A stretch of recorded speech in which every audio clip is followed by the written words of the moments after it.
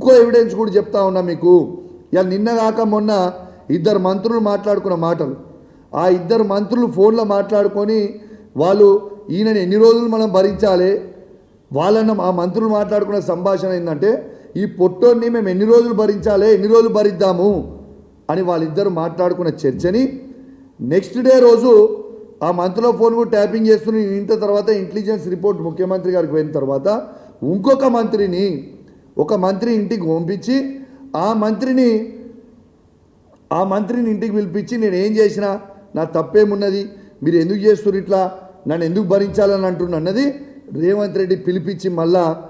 ఆ మంత్రిని ఇంకొక మంత్రితో పంపించి ఆ మంత్రిని పిలిపించి సీఎం ఆఫీస్ ఆయన ఇంటికి తీసుకుపోయి వాళ్ళు సీఎం ఆఫీస్లో ఏం మాట్లాడతారు,